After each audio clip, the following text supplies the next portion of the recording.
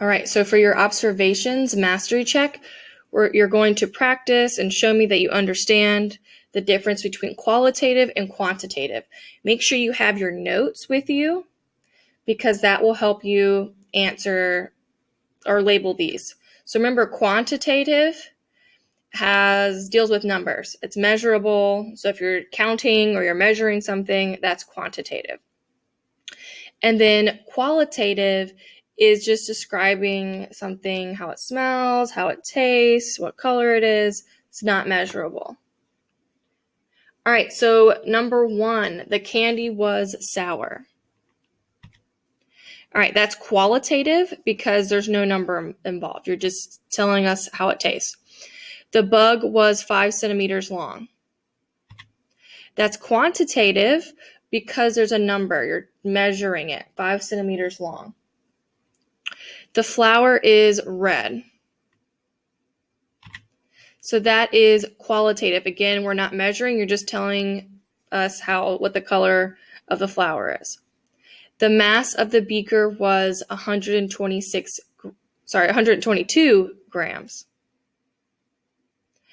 All right, that was quantitative because you're measuring, you're using numbers, 122.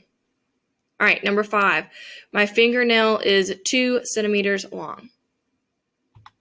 That is also quantitative because there's a number there, 2 centimeters. Number 6, the slug was slimy. This is qualitative because you're just describing how something feels. You're not measuring, there's no numbers involved. Number 7, the laptop is white.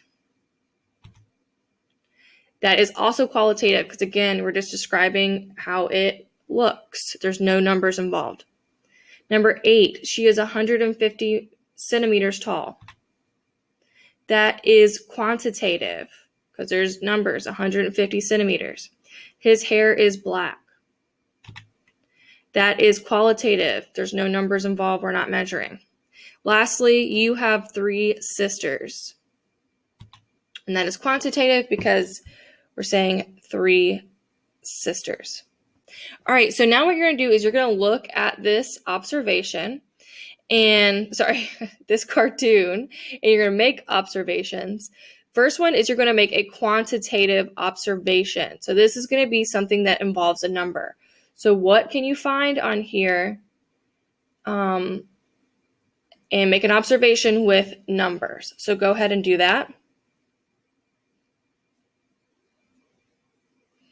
All right, now you're going to make a qualitative observation.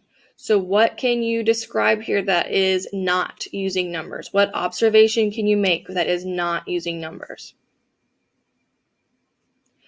All right, and then lastly, you're going to make an inference. And this kind of leads us into the next lesson. But what do you think the dog's thinking? So you can't write in the speech bubble. Just go ahead and Edpuzzle. What do you think that dog is thinking? All right, you have finished the observation lesson, which is 0.2a, and now you're going to move on to the next lesson.